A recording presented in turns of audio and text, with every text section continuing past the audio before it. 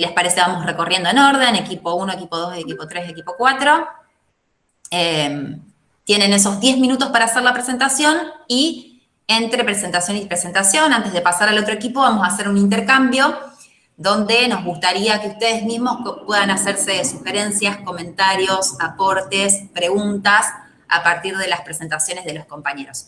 Precisamente porque esta instancia de intercambio tiene la intención de que puedan interiorizarse con esas otras corrientes de didáctica de la matemática y esos otros modelos de didáctica de las ciencias naturales que no les tocaron a ustedes como grupo, con los cuales seguramente están más interiorizados porque leyeron más, tuvieron que elaborar y demás, ¿no? Después los materiales están disponibles para todos y cada uno podrá ampliar todo lo que considere, pero bueno, tiene un poco esa intención, ¿sí? Que aprovechen para interiorizarse de los aportes de los equipos de compañeros y también, digamos, una escucha atenta en el sentido de poder después hacer algún aporte, sugerencia o, bueno, o alguna pregunta sobre alguna cuestión que a lo mejor no haya quedado del todo clara.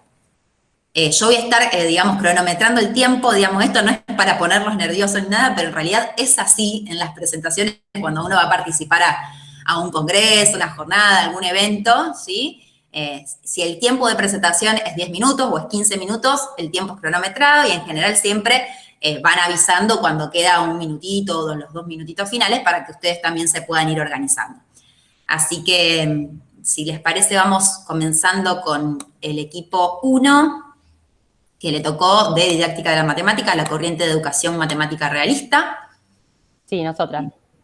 Bárbaro. Entonces, bien, ustedes nos dicen, chicas, cuando estén para arrancar, bueno, y ahí iniciamos el cronómetro, y si les parece, les podemos avisar, no sé, cuando falta 1 minuto, 2 minutos, como para que vayan redondeando. Si tienen que tomar 2 minutos, sí, 2 más.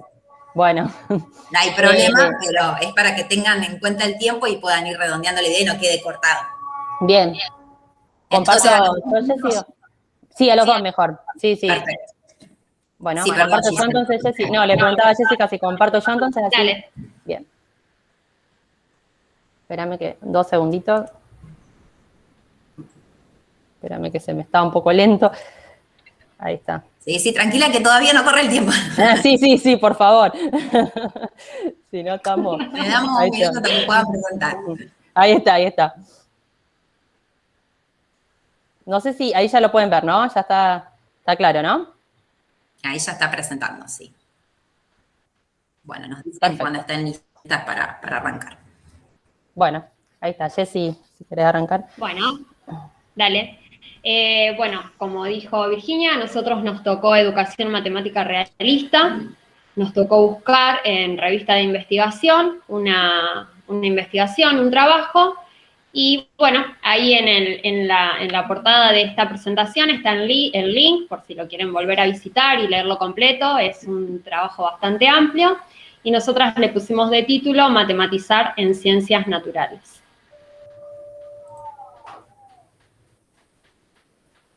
Bueno, los objetivos de este trabajo. En este trabajo se describe una propuesta de implementación de la modelización matemática como estrategia de la enseñanza, en un curso de matemática para estudiantes del primer año de bioquímica, farmacia, geología, técnico laboratorista universitario de la Facultad de Ciencias Naturales y Ciencias de la Salud de la Universidad Nacional de la Patagonia San Juan Bosco. Se presentan algunas producciones de los estudiantes y las valoraciones cualitativas de esta propuesta durante los ciclos lectivos 2017 y 2018. Bueno, se tiene en cuenta la pregunta típica que siempre incluso nos hacen a todos nosotros y es, ¿y esto para qué me sirve, no? En función de eso se propone investigar qué tipo de matemáticas necesitan estos futuros no matemáticos, que llama citando a Santaló, ¿sí? Porque son alumnos de la carrera de Ciencias Naturales que tienen matemática como disciplina. Y siempre atendiendo a esta cuestión de que hay una gran diversidad de perfiles profesionales que pasan por todas estas carreras.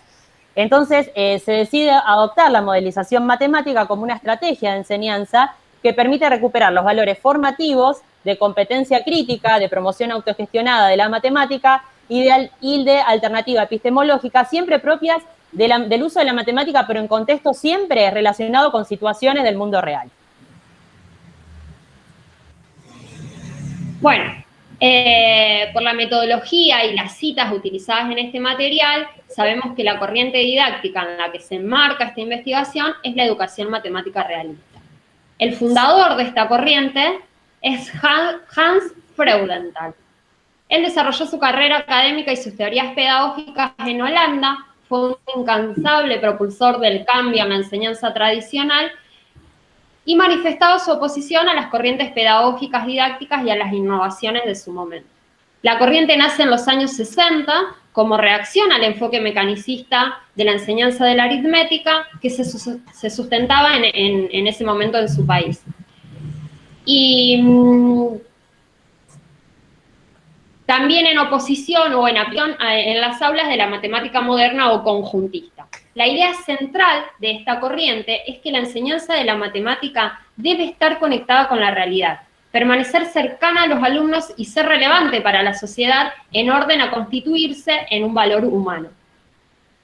Bien, él constantemente está remarcando esta cuestión de que todos los alumnos siempre tengan la posibilidad de contacto con el quehacer matemático, ¿sí? Considerado como una actividad que es estructurante o organizadora de la matematización que esté al alcance de todos los seres humanos.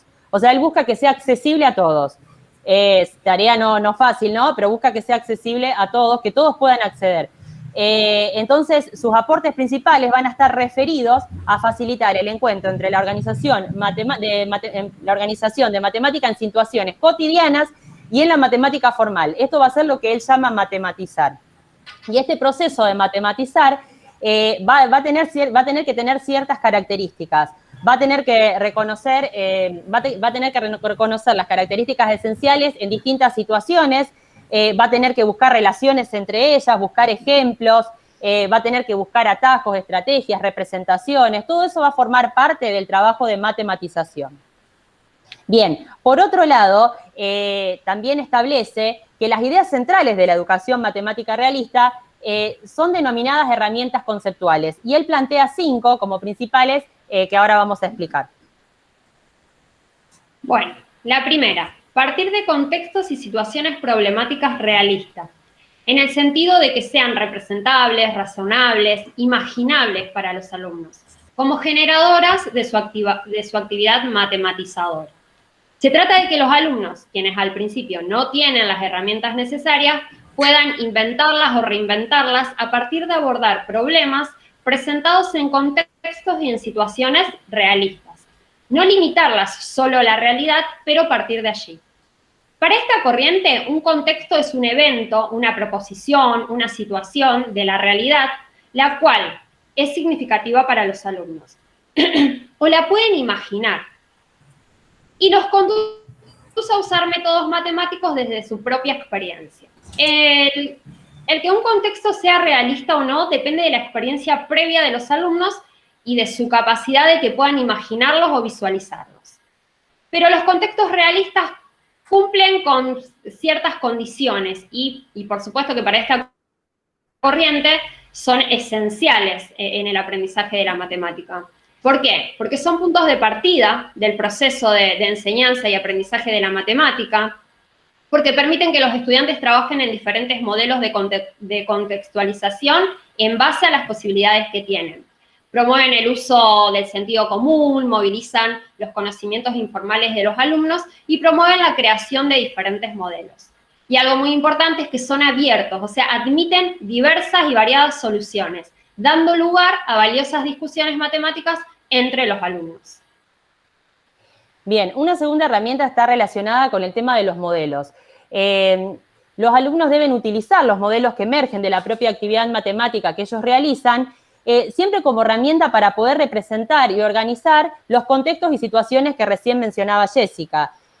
O sea, en un principio estos modelos van a estar relacionados con los contextos y situaciones de los que emergen, pero de a poco se van a ir despegando de esta situación particular hasta adquirir un carácter de modelos formales y generales, ¿sí? Que sean aplicados también a otros contextos y situaciones. Por eso estos modelos que les estoy mencionando tienen que ser realistas, tienen que ser imaginables para los alumnos, deben tener la flexibilidad necesaria para que puedan ser aplicados a niveles más avanzados y además deben ser viables. O sea, deberían ajustarse a las estrategias informales de los alumnos para que ellos sientan como que están reinventándolos y ser fáciles de adaptar también a otras situaciones. Perdón, se me pasó. La tercera herramienta es reconocer el papel clave del docente como guía y organizador de la interacción en las aulas. La enseñanza de la matemática para esta corriente debe tomar la forma de reinvención guiada. O sea, es un proceso en el que los alumnos reinventan ideas y herramientas matemáticas a partir de organizar y estructurar situaciones problemáticas, en interacción con sus pares y como guía el docente. Por ejemplo, la negociación explícita, la intervención, la discusión, la cooperación, la evaluación misma, son elementos esenciales en este proceso de construcción del aprendizaje. Bien, una cuarta herramienta tiene que ver con que el aprendizaje de la matemática es considerado como una actividad social. Y acá él plantea la interacción social vertical, o sea, docente-alumno, y la interacción horizontal, alumno-alumno. Pero siempre marcando el rol importante del docente, que debe manejar estos eventos para poder maximizar la producción de los alumnos, el intercambio y la apropiación de ideas por parte de cada uno de ellos. Perdón, chicas, les quedan 2 minutitos. Bueno, sí, vamos rápido. Nombrala la quinta nomás, Jessy. Bueno, la quinta relación habla de la integración de los ejes o unidades, que no podemos aplicar de forma separada la aritmética, el álgebra, la geometría, sino que debiera haber una fuerte integración de todos los ejes. Bien, respecto a la metodología que se llevó a cabo en esta investigación, bueno, se realiza en una asignatura de matemática, como mencionaba antes Jessica, de la Universidad Nacional de la Patagonia de San Juan Bosco, el área está dividida en 3 partes, la parte de teórica-práctica, la práctica y la de tutoría. En la parte de teórica-práctica se le presenta a los alumnos los conceptos necesarios para poder resolver los problemas. En la parte práctica se le dan los problemas y algunas situaciones complementarias para que ellos puedan trabajar. Y en la parte de tutoría se le presenta al docente tutor todo lo que ellos van avanzando. Bien, pasamos, ¿querés, a los niveles? Bueno, pero lee el problemita que trabajamos, así ya queda. El problemita. Dale, el problemita que propone la investigación dice que comienzan con un recipiente de agua hirviendo y preguntan, ¿cuánto tiempo hay que esperar para que el agua llegue a 38 grados? ¿Qué pasa si se modifica el recipiente, el volumen? ¿Qué pasa si cambia la temperatura ambiente? ¿Y qué pasa si se cambia la temperatura inicial del agua? Bien, entonces analizamos esta situación a partir de también lo que plantea Freudenthal como los distintos niveles de comprensión. El primer nivel que él plantea, que va a comenzar a trabajar un alumno, es el nivel situacional, que tiene que ver totalmente con el contexto, ¿sí? Se da la interpretación de la situación problemática y las estrategias que utiliza, pero siempre relacionado con el contexto de la situación actual que está trabajando. En este caso, el nivel situacional estaría relacionado con la experiencia que los alumnos realizan en uno de los laboratorios de la facultad, donde, por ejemplo, utilizan distintos recipientes, van intercambiando diferentes volúmenes, diferentes temperaturas ambientes. Y acá se da el nivel horizontal, porque trabajan entre alumnos. Sí, ya terminamos. Ahí estarían los 10 minutos, pero si quieren un minutito más para redondear esto. Sí. Bien, bueno, lo que sigue es la matematización vertical y ahora va pasando, ¿no?, de nivel en nivel. En cuanto al referencial, cuando el problema se toma como modelo D, partiendo de una situación particular, pasa al general, donde el problema pasa a ser más general, como lo dice su palabra, y es un modelo para, donde podría llegar a ser aplicable a otras situaciones, y pasamos al nivel formal, donde ya hay un nivel más abstracto y donde claramente ya sabemos que se puede aplicar a nivel general. En este caso, los chicos primero fueron tabulando los datos, después los compararon y con la guía del docente los convirtieron en un modelo para, y al final llegaron a la fórmula que se expresa ahí en la presentación para hacerlo generalizable a todas las situaciones similares. Bien, y finalmente la conclusión es que fue positivo, que tiempo o hacer el centro, ¿no?, en la clase de matemática, pero incluso bajó el porcentaje de deserción en la primera instancia de evaluación a diferencia de otros años. Bueno, más o menos sería como la conclusión. Ahí está. Muy bien, chicas. Sí, es súper poquito, 10 minutos, súper poquito para contar todo lo que uno leyó. Lo practicamos y íbamos reduciendo, pero bueno, aún así, evidentemente. Llegábamos a 12, llegábamos a 11, pero después encima uno cuando lo dice en el momento tampoco es lo mismo. Pero bueno. Está muy bien, ahí está. Bueno, Habilitamos entonces esta instancia de intercambio, nos escuchamos a los compañeros, a las restantes integrantes del grupo que quieran hacer algún aporte.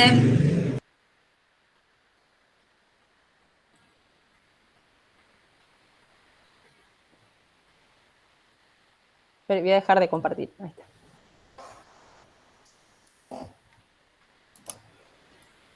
Yo por ahí decirles que bueno, yo no había tenido la posibilidad de ver el trabajo, pero viniendo de las ciencias naturales está buenísimo, porque esta idea de matematizar las ciencias naturales, no sé, me parece muy bueno, digo, para uno que viene de ese área, las matemáticas nos es algo ajeno, de hecho nos es algo que, digamos, es la materia filtro, digamos, pasás matemática y más o menos te recibís, porque justamente los que estudiamos biología o química no queremos saber nada con las matemáticas y nos encontramos con que la carrera tiene un montón de matemáticas. Entonces, ver el trabajo de las chicas es como que ahí decís, pucha, lo que plantean está buenísimo, y aparte las estrategias que se da ese grupo para desmitificar un poco esa disciplina, ¿no? Que pareciera que no forma parte, pero en realidad es una parte primordial de las ciencias naturales. Así que nada, eso en realidad es un comentario.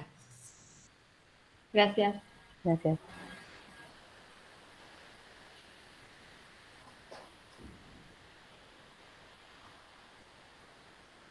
Yo tengo una pregunta más que tiene que ver con una cuestión en el caso de los diseños, por ejemplo, cuando uno selecciona el problema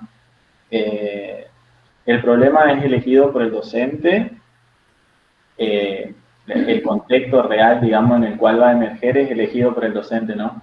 Pero Claro. mi pregunta va más allá de cómo se hace, o sea, se busca un contexto real que sea amigable para los alumnos, amigable entre comillas, decir que sea próximo a ellos, pero mi idea es, mi pregunta va por cómo, ¿cómo hacen para que el conocimiento matemático a partir del problema avance, digamos? O sea, quiero institucionalizar algo o quiero que un conocimiento matemático emerja. Entonces, en esta matemática realista, donde pongo un problema, por ejemplo, y lo que pensaba era en esto de qué tanto uno le puede sacar a un problema matemático, digamos, para que emerja el conocimiento matemático. Entonces, mi pregunta va a cómo hacen para, en el caso de la matemática realista, que la tengo más clara con otra corriente, pero en este caso es como que me cuesta, es cómo hacen que emerja, por ejemplo, una definición o un concepto en este caso. Bien, como bien dijiste, yo tomo la palabra. Sí, no. Como bien dijiste, el contexto es elegido para los alumnos, es puntual, localizado, quiero decir, el docente ya sabe con qué conocimientos previos está trabajando, cuáles son los alcances de los alumnos. Y después, el docente actúa como guía todo el tiempo. La reflexión es la cuestión transversal en todos los niveles. Entonces, el docente hace las preguntas adecuadas, ¿no? Primero se expone y se empieza a ver qué le pasa a los alumnos, cómo les gustaría, por eso dice que debe ser integrada a todas las curriculares, a ver si se te ocurre álgebra, por la geometría, por dibujo, por un gráfico, por un software matemático, y después de ahí el docente va haciendo las preguntas adecuadas para ir llevando a los alumnos a esa construcción, que no siempre es tan vertical, que no siempre va del modelo D para el modelo para la formalización, no siempre sucede así, y en esta investigación no lo decía, pero calculo que debe haber muchos fracasos en el medio, ¿no? O muchas pruebas y error, o por esta pregunta no va, vamos con esto, vas investigando porque siempre está contextualizado de acuerdo a los grupos de alumnos que tenés. No hay un problema que funcione para todos los alumnos de primer año, para todas las escuelas de... Claro, por eso planteaba la cuestión sentido, digamos, como la pregunta, digamos, porque me imagino que un problema, por ejemplo, no sé, estoy pensando en la enseñanza de la probabilidad, por ejemplo. Entonces, si doy un problema inicial, con ese problema no podría enseñar todo lo de probabilidad, no sé si se entiende. Entonces, hay en un momento en que uno de esa matemática que está contextualizada se tiene que ir como al edificio matemático y trabajar ahí, digamos, es eso lo que... ¿sí? Pero... Claro, y eso es lo que busca en el nivel formal. Ir atravesando todo eso, él lo tiene tabulado en niveles, ir atravesando los niveles para llegar a la abstracción y a la generalización de todas estas situaciones, claro. Y igual la investigación, nosotros elegimos un problema, había muchos problemas, y tenían hasta cuestiones optativas que podían hacer fuera de esta experiencia en particular.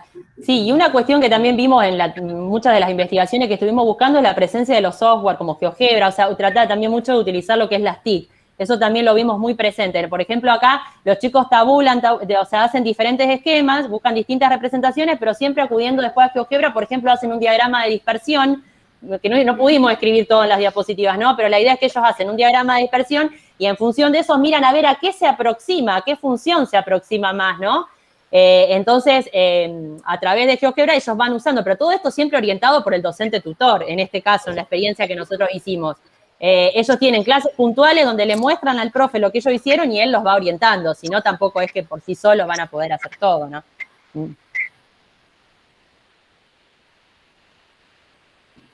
Yo les hago una consulta.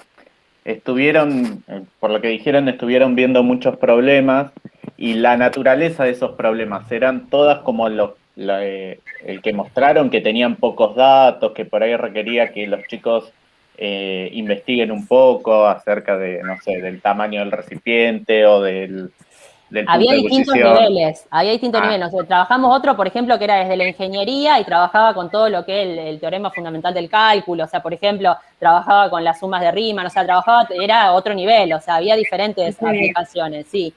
Está bien. Incluso otros usan muchos contenidos anteriores también. Por ejemplo, que te digo, usaba bastante de cuestiones anteriores. Bien. Les preguntaba porque justo en la materia en la que estoy trabajando, que es didáctica justo de la matemática, mi compañero que está haciendo su doctorado y también es alumno de la maestría, está trabajando en modelización matemática y una actividad que surgió que cada estudiante propusiera un problema de modelización, pero como se está entendiendo la modelización, que es un problema súper abierto, sin datos, que requiere investigación de los estudiantes. Claro, pero por eso también es importante saber con qué tipo de alumnos estamos trabajando. Y en base a eso elegir el problema y quizás adecuar el problema mismo, ¿no? A las preguntas, como decían las chicas. Las preguntas, el tipo de investigación, cómo va a intervenir el docente. ¿Sí? Porque hay una cuestión que también marca el autor de la matemática realista, y es que los problemas tienen que ser accesibles a todos en el sentido de que cualquier alumno se tiene que poder sentar y poder resolverlo. Eso yo decía, no es tarea fácil, porque uno cuando plantea un problema tiene que pensarlo como para que todos lo puedan resolver. Entonces es toda una cuestión también que lleva mucho armado, mucha preparación. A veces por ahí también muchos le escapan por eso también, ¿no? Pero creo que los frutos que puede tener, nosotros con las chicas, con las 4 cuando leíamos, nos decíamos, che, qué bueno, o sea, porque tiene un montón de cosas positivas, que está buena. Bien, gracias. No, de nada. Otra de las investigaciones que leíamos era la construcción de bebederos y era alumnos de una escuela rural. Estaba muy bueno, o sea, queríamos poner de todo, pero bueno, no se podía. Pero bueno, no, a mí por lo menos personalmente me gustaban aquellos problemas que se podían vivir, experimentar con las manos, esto de poner el agua y hervirla, verlo, este tipo de problemas me gusta.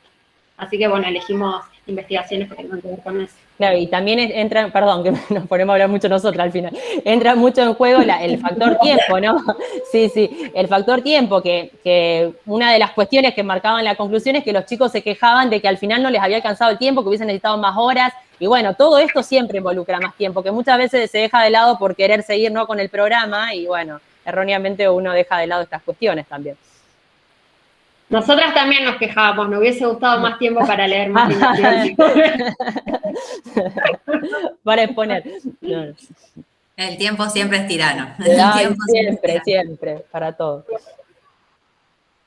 Bueno, ahí como para aportar a lo que preguntaba también recién José, esta cuestión de la modelización, digamos, de nuevo, muchas de las corrientes de didáctica de la matemática hacen referencia a la modelización y cada corriente, cada teoría entiende la modelización en un sentido diferente. Por ahí, en función de lo que vos mencionaba José por esto de pensar en esos problemas bien generales, abiertos, donde la problemática es elegida por los estudiantes. Se me ocurre que puede haber estado pensado en el marco de la teoría antropológica de lo didáctico.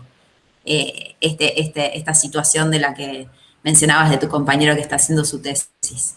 Pero bueno, digamos, de nuevo, uno se interioriza en las herramientas conceptuales y los constructos teóricos que se presentan en cada teoría, y muchas veces puede pasar que una cuestión que es denominada de la misma manera es interpretada de diferentes formas desde las distintas teorías. ¿Sí? Siempre, por eso es importante, muy importante siempre decir desde qué marco teórico nos estamos parando para realizar un trabajo de investigación o para realizar una interpretación sobre algo que uno observa en una clase, por ejemplo, en una práctica real. Por ahí, Virginia, también una cuestión que las chicas decían es que la matemática realista busca que los chicos puedan hacer algo. En ese caso hay un punto convergente con el tema de la TAP, porque la TAP también plantea que el problema inicial para un alumno tiene que ser que pueda hacer algo, digamos, que no lo deje afuera y que pueda usar los conocimientos que trae o que tiene de base para poder resolver esa situación inicial que después seguramente se va a ir complejizando a lo largo de la secuencia o de esta. Por eso era mi pregunta también acá, ¿cómo se guía después del problema, digamos? Porque se elige, y ahí en la TAP pasa eso, se elige un problema que los chicos puedan hacer algo. Ahí hay como un punto de convergencia, se me hace. De hecho, muchas de estas corrientes que van a estar contando hoy tienen en ese sentido este rol activo por parte del estudiante como un punto de convergencia. Si todas tienen, digamos, en el fondo cierto corte relacionado con el constructivismo, ¿sí? Solamente que están pensadas, orientadas a la didáctica desde distintos sentidos. Pero sí, nos va a pasar a medida que sigamos escuchando presentaciones a lo largo de la tarde que vamos a encontrar más puntos aún de convergencia y en común. Este enfoque yo creo que también habilita a pensar la interdisciplinaridad del área, porque así como antes Florencia hizo ese comentario de que el trabajo tiene que ver con las ciencias naturales, yo iba pensando, justo a este grupo también les tocó el modelo de enseñanza por descubrimiento, o sea que también uno podría vincular. Sí. Súper relacionado. Sí, sí. Así que vamos bien. ¿Alguna otra pregunta, aporte de los compañeros? ¿Pasamos al segundo equipo?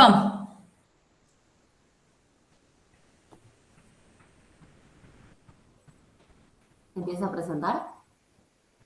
Sí, cómo no, Lucrecia. No, esperaba a ver si... De tus compañeros. Si notaba algo. Sí, Lucre.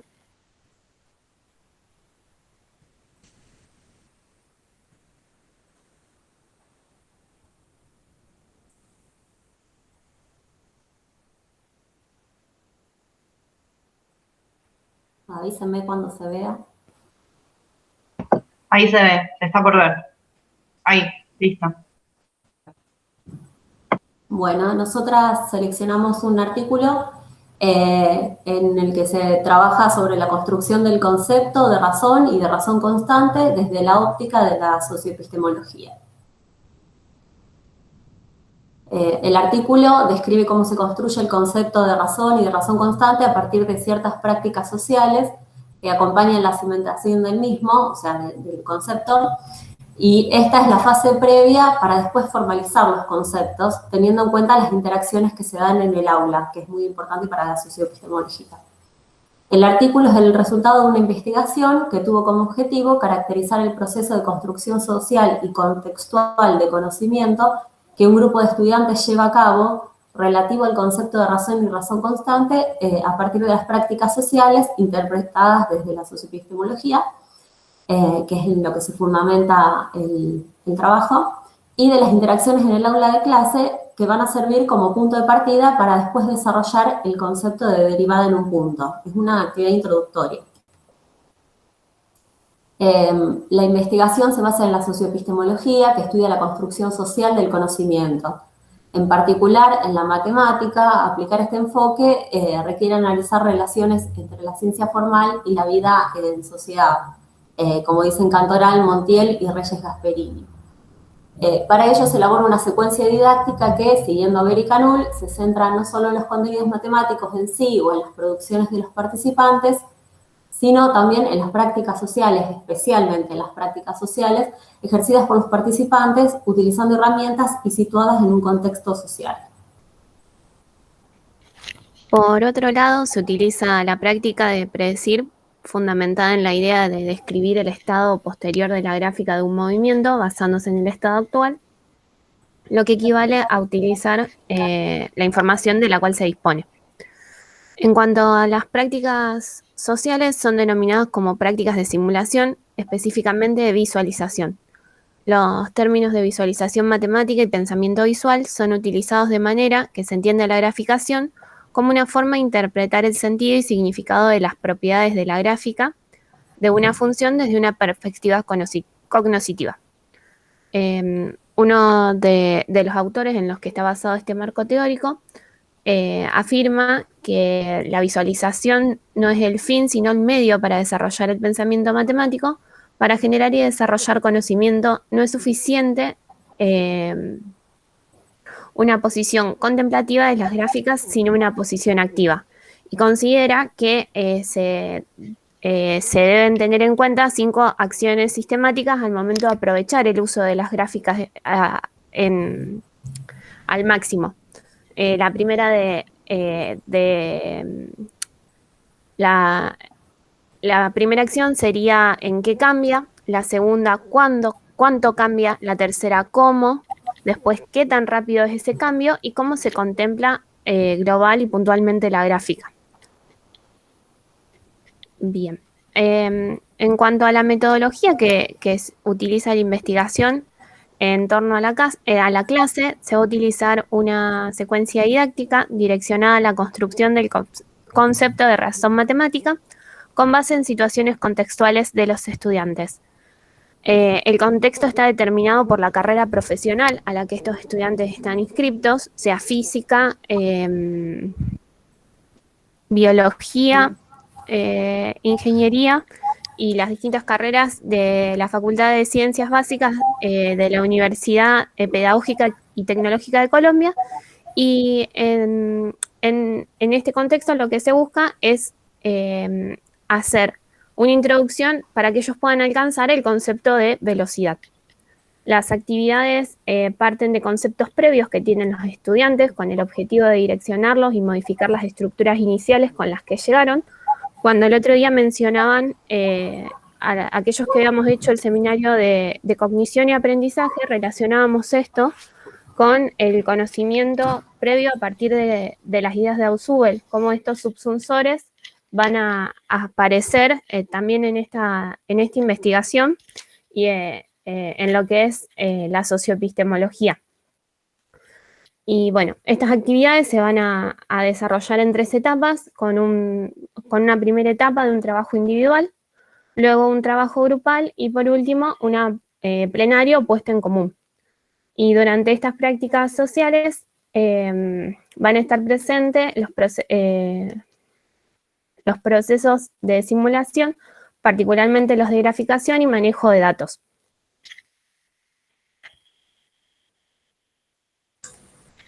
Bien, los resultados. Para contextualizar un poco, bueno, esta investigación tomó, como dijo ya mi compañera, una actividad inicial que era individual, que es un problema sencillo donde se decía que en un auditorio hay 200 estudiantes y decía, si hay 50 hombres y el resto son mujeres, entonces tenían que contestar diversas preguntas, como por ejemplo, no sé, por cada 10 hombres, ¿cuántas mujeres hay? Por cada 25 hombres, ¿cuántas mujeres hay?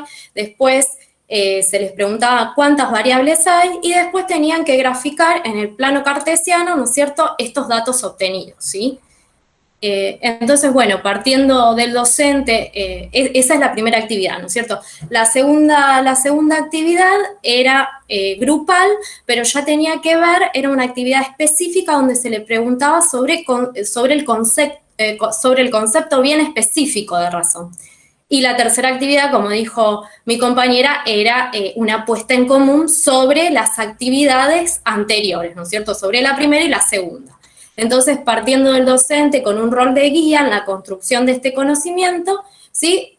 Estos son los resultados, ¿sí? Con base en el análisis de las respuestas a las preguntas donde se pretendía introducir el concepto de razón, se pudo concluir que los alumnos tienen ciertos conceptos previos que les permite hallar esas respuestas correctas, porque no nos olvidemos que estamos hablando de un grupo de estudiantes de la carrera de física de una universidad de ciencias básicas de Colombia, ¿sí? Entonces eso hace que tengan un bagaje, ¿sí? De ciertas ideas previas. En cuanto a las gráficas solicitadas, que era en la actividad 1, que era individual, que se le pedía que graficaran, a pesar de ser variables discretas, muchos estudiantes resolvieron, ¿sí? A través de gráficas de variables continuas, ¿sí? Y además, bueno, se podía ver una tendencia, ¿sí? En considerar a la razón como una relación, pero no se podía especificar, ¿sí? En qué consistía esa relación. Que esto era lo que habíamos visto en la actividad número 2 que se les había dado, que era la grupal. Y bueno, a pesar de ser estos los rasgos generales de todos los estudiantes, cada grupo fue desarrollando diferentes respuestas, por lo que en la actividad plenaria se especificó el concepto de razón y bueno, y la forma de medirla. Entonces, en realidad en esta actividad se pudo clarificar un poco los conceptos y complementar, ¿no es cierto?, esas ideas previas que ellos tenían, ¿no es cierto?, para llegar al concepto de razón. Chicas, les queda 1 minutito y medio. Está bien, es poquito lo que nos queda. Bueno, lo que sigue son las conclusiones de la investigación, donde una de las primeras cosas es que dice que los estudiantes incorporaron algunas prácticas de simulación y modelación, y dicha incorporación es una fase previa a la formalización del concepto y acompaña a la misma. Otra de las prácticas sociales que acompañaron la construcción de este conocimiento fueron la medición, el manejo de datos, la comparación, la modelación, la graficación y la visualización. Por otro lado, la estructura de la actividad también propició un espacio de interacción social y de construcción social argumentada dentro del enfoque socioepistemológico. Todos los estudiantes manejaron números y operaciones, que eso se pueden también ver a través de las actividades que se les pedían. Algunos realizaron un modelo sencillo de función y todos tradujeron la situación a un lenguaje visual. En particular, también la práctica de visualización y graficación que se emplea para caracterizar razón constante no es auxiliar de dicho concepto, sino que puede reemplazarse por el mismo, que es una de las cosas que veníamos diciendo, en donde acá la visualización no es algo que yo uso como para complementar, sino es algo que me ayuda a construir el concepto. Y finalmente, el presente trabajo muestra que los estudiantes pueden hacer matemáticas en el contexto en el que están inmersos. Listo.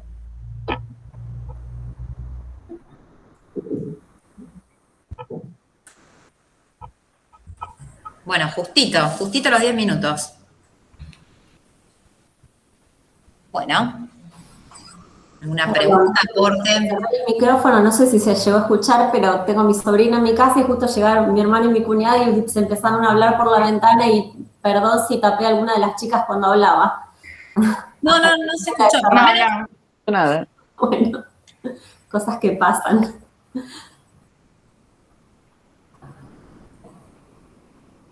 A mí me quedó la duda, no sé si entendí bien, si las 3 etapas que mencionaron están marcadas por 3 actividades distintas, o sea, las 3 etapas que nombraron, la individual, la grupal y después la plenaria, cada una está marcada por una actividad. Incluso en el artículo dice, actividades, por eso Eli lo iba diciendo, las actividades individuales fueron tales, las grupales fueron tales, y la plenaria fueron otras, que también en la plenaria la idea es que haya una confrontación de los conocimientos y de todo lo que pensaban los chicos y ahí llegaran una conclusión, sino a llegar al significado y todo eso, pero sí, están en el artículo, se pueden ver, lo que pasa que no nos alcanzó para ponerlo en el PowerPoint, pero si entran, nosotros dejamos el link del artículo y ahí está. Sí, de hecho también se toma cada fase, los resultados de cada fase se los analiza para orientar la segunda fase. La segunda fase se arman los grupos de acuerdo a las respuestas que dieron para que puedan contrastar entre ellos y producir, y después se toma en la tercera fase lo que todavía no llegaron a elaborar bien en las dos primeras fases para socializarlo, confrontarlo y después,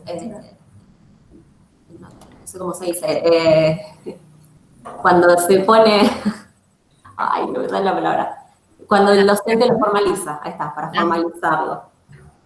Yo tengo una duda, pero no sé si me la van a poder responder, porque en realidad me surgió a raíz de lo que iba escuchando. Hay en un momento que ustedes cuentan que les hacen como una pregunta y le dicen, bueno, hay tanta cantidad de varones, hay tanta cantidad de mujeres, y le piden a los varones que contesten cuántas mujeres hay y a las mujeres que contesten cuántos varones hay. Y mi pregunta, o sea, no es claro, porque le dice, bueno, ¿cuántas mujeres pensás que hay en función a la cantidad de hombres? Es como que les piden que vayan haciendo una proporcionalidad, ¿o no? Entendí bien hasta ahí. Mi pregunta apunta a esto. Capaz que no tienen la respuesta, pero porque me surgió a raíz de que se supone que la respuesta variaría según el género, perdón, pero no sé si me explico. ¿Por qué preguntarle a la mujer? Las preguntas eran las mismas para todos. Yo interpreté como... Yo lo dije muy rápido porque quería hablar para meter... No, está bien, pero porque digo yo, bueno, capaz que estaban... No, pero no digo porque digo, capaz que estaban pensando también jugar un poco con eso y digo, wow, qué loco, pero porque me quedó como que a las mujeres le preguntaban cuántos varones hay en función de, y a los varones la pregunta era a la inversa. Si bien hay partes de la socioepistemología que pueden tener en cuenta cuestiones de género, porque habla todo mucho del contexto, pero no era la idea del artículo. Listo. Yo tengo una pregunta, chicas, es con respecto un poco más general, digamos. Ustedes definieron 3 etapas al principio, la individual, la grupal y después la de plenario.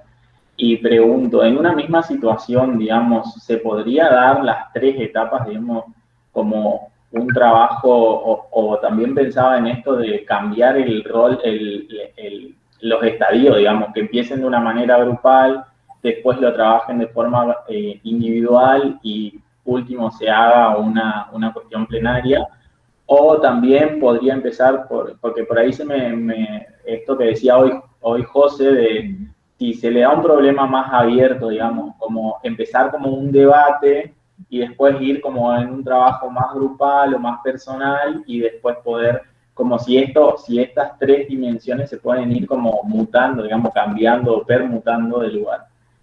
A ver, en el trabajo está planteado así, yo creo que se está planteado así justamente. Claro, aparte justamente es porque lo primero que necesitan es ver el tema de las ideas previas que tienen ellos, trabajar con sus ideas previas, después el tema de la construcción social y también trabajar en grupo, y ahí lo último la plenaria, pero no es algo que te podamos contestar porque es una investigación que hicieron otras personas, es una secuencia didáctica que quizás hicieron otras personas. Es probable que haya si buscas que haya otros autores que hayan hecho investigaciones con otro orden o con distintas etapas. Son las que plantean los autores del artículo en su investigación.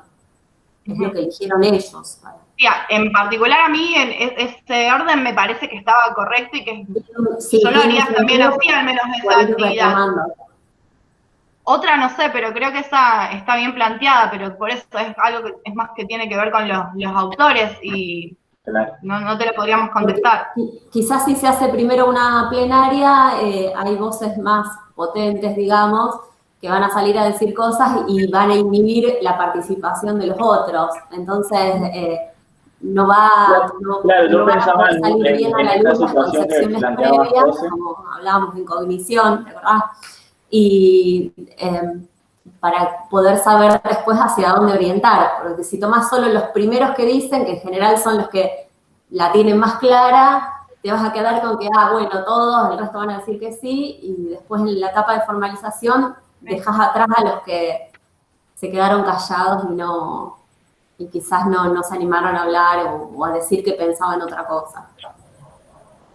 De todas formas, estas etapas son puntuales de esta investigación, o la corriente propone que se haga de esa manera. No, son de esta investigación. Claro, esa era mi pregunta, a eso apuntaba, digamos, la pregunta. Que acá en esta investigación empieza por la individual, después va la grupal y después va la plenaria, digamos.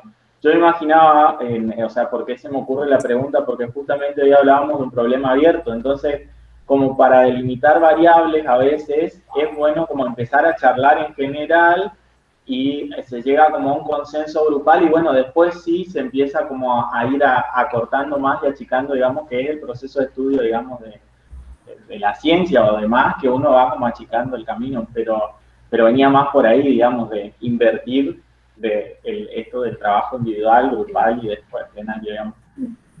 Porque la corriente propone ir de la visual. ¿Cómo llegan a la abstracción? ¿Arrancan con la visualización y después, o yo me perdí? ¿Y después cómo llegan a esa abstracción o generalización? Acá en particular, sí, yo también la escuché medio cortada. No sé si saqué la cámara por eso, porque estaba escuchándolos a todos cortados. En particular acá toman justamente la visualización por ser este tipo de problema y porque después van a ir a ver, esto también hay que tener en cuenta que es una actividad previa para que después ellos trabajen con derivada. Así que el artículo lo dice, pero en particular porque acá sirve la visualización y es una parte importante.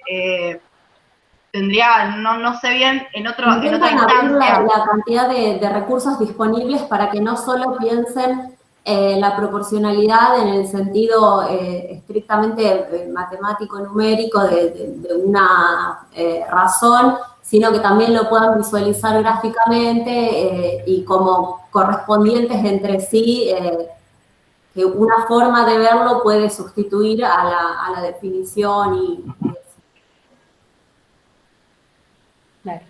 Claro, no es la base de la corriente, digamos. No es que dice que comienzan por la visualización de algo y se llega... ok. No. Es, como le decimos, en particular quizás en este problema y a lo mejor en otro problema que tengas también te va a servir. Y quizás dentro de la corriente tienen en cuenta esto, que la visualización no sea algo complementario, sino que sea importante, o sea, que sea una de las primeras partes, que muchas veces nosotros en la matemática siempre la visualización lo usamos para algo complementario. Al menos lo que entendimos que la idea es esa, pero no necesariamente está dentro de la corriente y te dice que la visualización es lo más importante, es dentro de esta investigación y de este contenido que se hace la situación didáctica.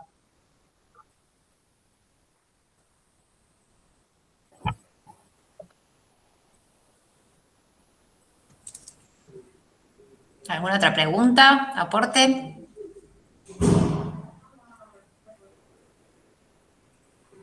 Bueno, muy bien, chicas. Pasamos al equipo 3.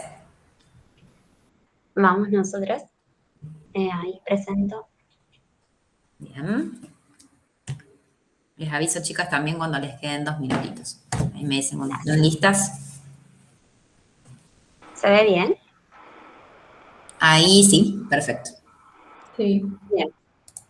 Bueno, nosotras nos tocó la teoría de las situaciones didácticas. Para esto usamos una propuesta para el aprendizaje de la noción de semejanza, usando la teoría de las situaciones didácticas.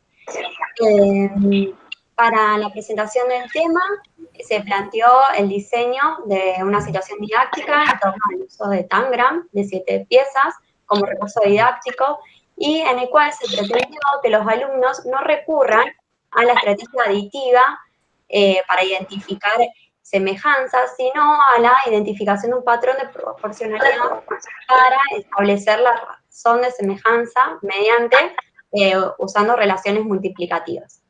El objetivo de este diseño, fundamentado en la teoría de las situaciones didácticas de Brousseau, es que el estudiante de segundo año de ciclo básico de secundario desarrolle, como mencionábamos anteriormente, la idea del concepto de semejanza mediante el razonamiento multiplicativo. Bueno, con respecto al marco teórico, la teoría de las situaciones didácticas propuesta por Brousseau fue diseñada para establecer una relación entre estudiante, profesor y medio didáctico, en el cual desarrollar la construcción de un conocimiento nuevo cuando el profesor provee el medio didáctico y el estudiante se enfrenta a él para la construcción de un saber. Al ser el medio didáctico el espacio en donde se desenvuelve el estudiante para la construcción de ese nuevo conocimiento, este requiere metodológicamente un proceso de etapas. Estas etapas son la acción, la formulación, la validación y la institucionalización. La acción tiene que ver con la parte de exploración del problema, los primeros cálculos, en donde el alumno debe actuar sobre el medio, material o simbólico. La situación requiere solamente la puesta en acto de conocimientos implícitos y, bueno, los alumnos deben tomar las decisiones que hagan falta para organizar la actividad de resolución del problema. Actuar sobre esa situación permite que el alumno interactúe y reciba información sobre el resultado de su acción. La etapa de formulación tiene que ver con razonar, escribir lo realizado, la interacción con sus compañeros y en el caso de que sea un trabajo grupal. Bueno, su objetivo es la comunicación de información entre los alumnos. Estas situaciones obligan a que el alumno ponga de manifiesto sus modelos implícitos sobre determinados conceptos, construyendo una descripción o representación de los mismos. La validación es la etapa más compleja, tiene por objetivo probar que lo que se dice es verdadero y, bueno, para ello los alumnos deben convencer a sus compañeros y al docente de la coherencia y consistencia de sus afirmaciones. El docente solo debe intervenir para mejorar los argumentos e incentivar los motivos del propio razonamiento. Y por último, la institucionalización. Se intenta que el conjunto de alumnos de una clase asuma la significación socialmente establecida de un saber que ha sido elaborado por ellos. Se deben sacar conclusiones a partir de lo producido por sus alumnos, se debe recapitular, sistematizar, ordenar, vincular lo que se produjo en diferentes momentos del desarrollo de la secuencia didáctica a fin de poder establecer relaciones entre lo que producieron los alumnos y el saber cultural. Con respecto a la metodología, se separaron a los alumnos en grupos de 3 o 4 integrantes, cada uno en una mesa de trabajo distinta, y se le otorgó un tangram, una regla graduada y un transportador. La actividad fue planteada para una clase de 1 hora 45 minutos y para la recolección de datos se le otorgó a los alumnos, a cada equipo, una hoja en donde tenían que ir anotando las respuestas. Y también se grabó a un grupo elegido al azar. La hoja de resolución se les daba una por cada etapa o por cada fase. Estas etapas atienden al proceso de construcción del conocimiento en la situación didáctica. Bien. Estaba esperando a Mari. Cami.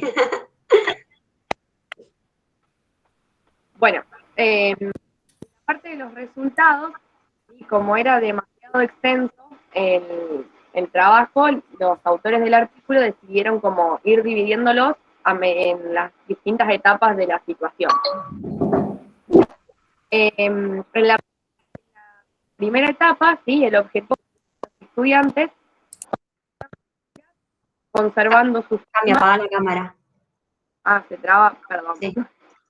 Me olvidé de preguntar eso antes. Siempre que usamos Meet y practicamos y estamos haciendo reuniones, tiene que apagar la cámara. Ahí está. ¿Ahí se escucha mejor? Sí. Sí, perfecto. Bueno, los autores del artículo decidieron escribir los resultados a través de las distintas etapas, ¿sí? En la primera etapa, que fue la situación de acción, el objetivo fue que los estudiantes interactúen en un primer acercamiento con los elementos principales de la noción de semejanza. La segunda etapa, que es la etapa de formulación, me olvidé decir que en la etapa de acción, ¿sí? Cuando los estudiantes interactuaran con los elementos que les daban para la noción de semejanza, tenían que ir interactuando con los diferentes elementos del tangram, los triángulos, los cuadrados, ¿sí? Mirando los ángulos, las medidas de los lados y las características de las figuras que tenían. La situación de formulación, por medio de preguntas, el objetivo de esta etapa fue que los estudiantes construyeran figuras conservando su forma pero de distinto tamaño o igual tamaño de sus lados, que formalmente es la idea de semejanza. Los estudiantes que de forma individual o grupal formularon ideas de semejanza mediante una representación geométrica empleando prácticas de medida y comparando las figuras. En la tercera etapa, que fue la etapa de la situación de validación, con la finalidad de afianzar las estrategias de resolución que se llevaron a cabo antes, se les planteó una pregunta y en respuesta a esta se abordaron 3 tipos de estrategias diferentes. La explicación con el Tangram hizo posible que los estudiantes encontraran en esta etapa distintas estrategias para construir. Se les pedía un programa semejante al original. Y por último, en la situación de institucionalización, bueno, la idea tuvo por objetivo que los expresen la razón de semejanza y se logren observar que existe un patrón, pero bueno, esto no sucedió. Los estudiantes no lograron parcialmente el reconocimiento del patrón multiplicativo que se llega a esta situación entre los paralelogramos y utilizaron la estrategia de adicción que fue la que surgió en ese momento.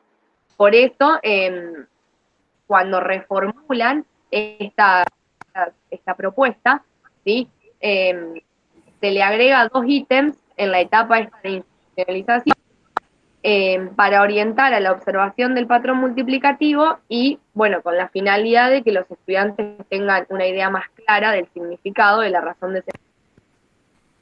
Sí, como conclusión, en base a esto, los datos que se obtuvieron mostraron que el objetivo principal sobre cómo el estudiante aprende la noción de semejanza presentaron resultados positivos en el desarrollo de la construcción como saber, pero como mencionó Cami, se observó que la estrategia aditiva representó un obstáculo al momento de trabajar con el tema de semejanza. En este sentido, el objetivo que ellos querían que sea abordar mediante una estrategia multiplicativa, no fue del todo logrado. Bianca, ahí queda un minutito. Ya terminamos. ¿Ya? Sí. Les avisé, esperé un poquito más para avisarles porque me parece que ya estaban redondeando y que iban a llegar bien. Sí. Quería interrumpir. Bueno, muy bien, gracias chicas. Escuchamos ahora a los compañeros.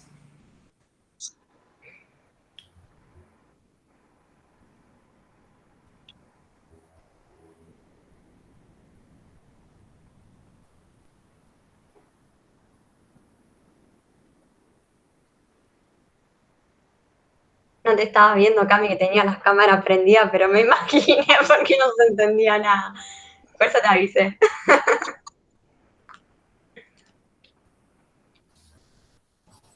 Igual se cortaba, pero por momentos, o por lo menos a mí se me cortaba, pero lo bueno es que al exponer el Power en la pantalla completa, más o menos podíamos ir leyendo e ir sacando alguna idea. Pero no, se entendió. Las desventajas la virtualidad.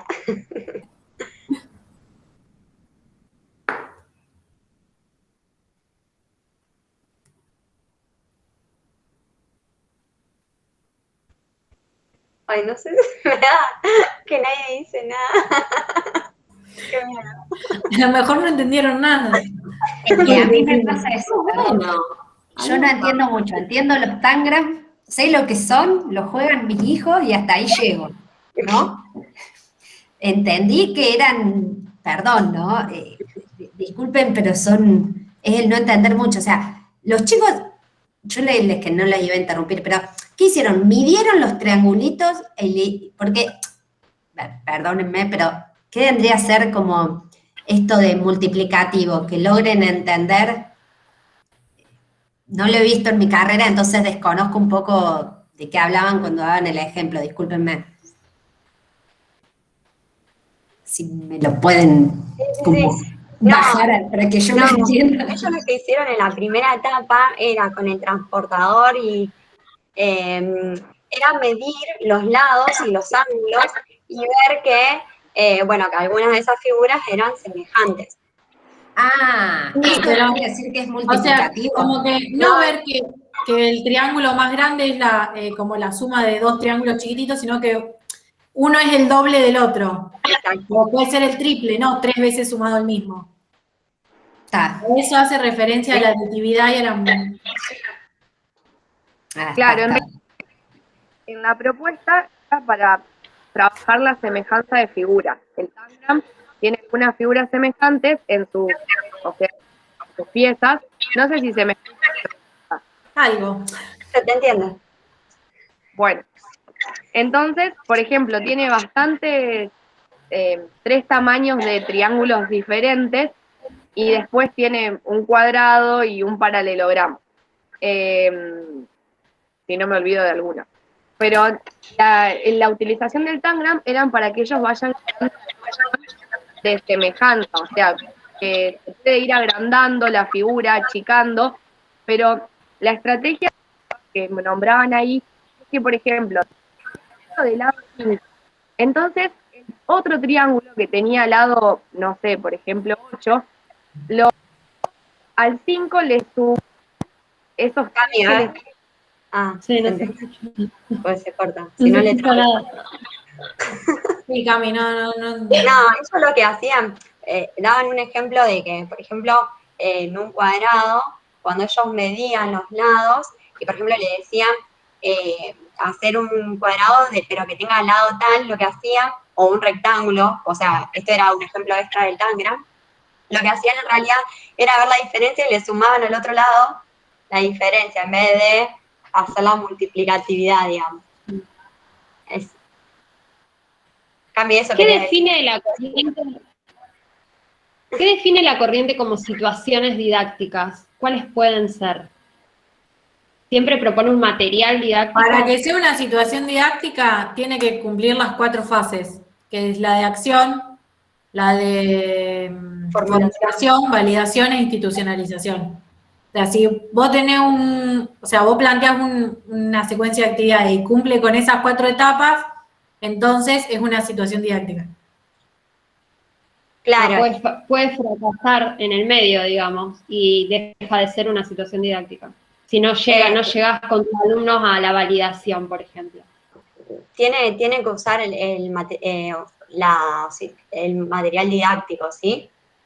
Por ahí ellos lo que decían es que, bueno, como que hicieron como una reflexión de esto que pasó, y dice, bueno, capaz que usando, por ejemplo, algún software o algo que permita, alguna forma tecnológica que permita poder visualizar esto, la distinta medida de las distintas figuras, por ahí podría, es como que ellos reflexionaban sobre lo que pasó y dice, bueno, capaz, haciéndolo de esta forma, capaz que lograban lo que ellos querían, como decían, como que propusieron distintas, o medir con popotes, decían, como que hacían una media vuelta y proponían otras estrategias a ver qué capaz, como para dejarla al hincapié ahí al lector, como para que lo ponga a prueba a ver qué pasa. Claro, o sea que si ellos no lograron, su objetivo era el multiplicativo, si no llegaron a eso, entonces no era una situación didáctica, o sí era una situación didáctica, pero fracasada, ¿no? Para mí, según la didáctica corriente. Para mí sí es una situación didáctica porque los chicos llegaron a un resultado, lo pudieron validar. No es lo que ellos, o sea, no es lo que el docente esperaba, pero llegaron a la forma aditiva. Por ahí ellos lo que decían es que por ahí capaz que el material didáctico utilizado por ahí no fue el apropiado. Por ahí, por eso después decían, bueno, si capaz que usábamos otras formas, bueno, capaz que ahí funcionaba. Bianca, por ahí también lo que dice esta teoría también habla del error, epistemológico que se comete, digamos, los chicos de la primaria traen esta cuestión aditiva de ver a la multiplicación como sumas. Entonces, acá creo que hay como un error, ¿no? Están pasando ese error acá en este caso, que tenían que multiplicar o tenían que ver, entonces está como asociado también ese error que Y bueno, yo creo que, contestando un poco a Jessica, yo creo que lo que le faltó para que sea una situación didáctica es justamente abarcar este tema del error a partir de una pregunta, digamos. Haber anticipado antes, como un análisis previo, decir, bueno, con esto seguramente se van a estar peleando los chicos cuando le presentemos la situación, digamos. Entonces, para que sea situación también se tiene que hacer cargo de los posibles errores de los chicos, digamos. Claro, pero y ¿por eso... qué? Perdón, pero ¿por qué no sería una validación, digamos, cuando vos planteás, no sé, en cualquier otra situación, una posible solución y esa solución no se da? A ver, no se te está siendo posible eso, pero te está dando una respuesta de algún otro tipo, y sigue siendo que vos validás el método, porque el método sirvió. O sea, yo creo que el objetivo era que los chicos incorporen a través de esa secuencia didáctica un saber. Por ahí no se llegó al resultado esperado pero incorporaron el saber, me parece que a lo largo de la corta ese es el objetivo central de todo. Entonces no entiendo por qué, no sería una validación. Yo en eso coincido con las chicas, me parece que es una validación. Yo creo que ahí, Flor, hay una cuestión de dos cosas, digamos. Puede ser que haya sido como una mala situación, o sea, es el peor escenario que le pudo haber pasado, que todos estuvieran haciendo el mismo método y que no haya habido una confrontación de dos métodos diferentes, digamos, que les lleve a la institucionalización que después querían hacer, digamos, que eso también suele pasar cuando uno plantea una situación, digamos, todos depende también del grupo de alumnos con los que está trabajando, digamos.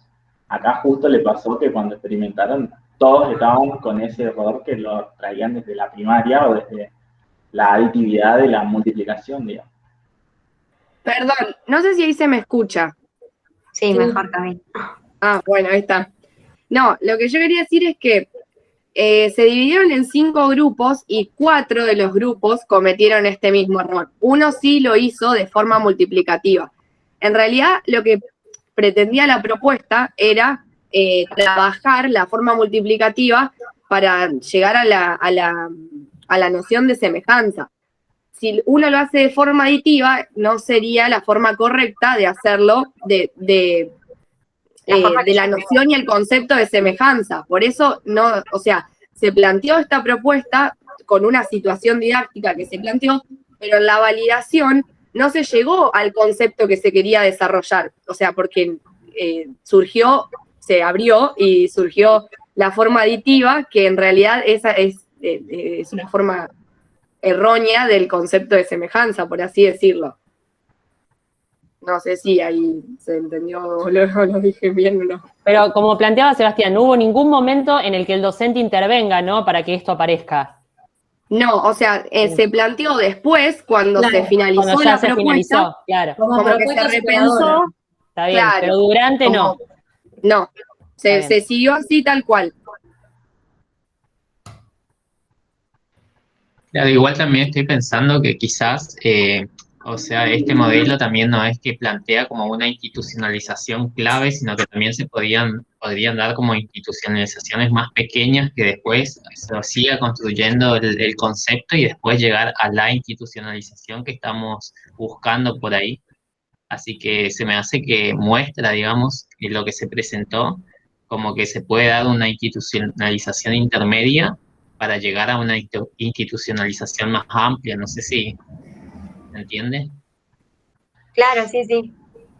Yo creo que igual ahí en ese caso, Juan, hay una cuestión de que no podemos, como dicen ellos, si era un error, porque pensar a la semejanza como suma es un error posible, y el que se quiere institucionalizar es el del producto, entonces no podemos institucionalizarlo a eso. Yo creo que hay que como más discutirlo, y creo que fue como algo, un a priori que habrán sacado con el artículo, de decir, bueno, acá hay que tensionar esto para que en la clase salga, digamos. Pero Seba, en base a lo que las chicas cuentan, bueno, yo no soy el investigador, pero supongo que si de los 5 grupos uno llegó a ese objetivo y 4 no, se debe haber dado una tensión, digamos, una tensión en el aula en decir, che, a ver, 4 llegaron a un supuesto y un quinto grupo llegó a otro supuesto. Eso se contrasta en algún punto, generás una tensión y ahí supongo que el docente termina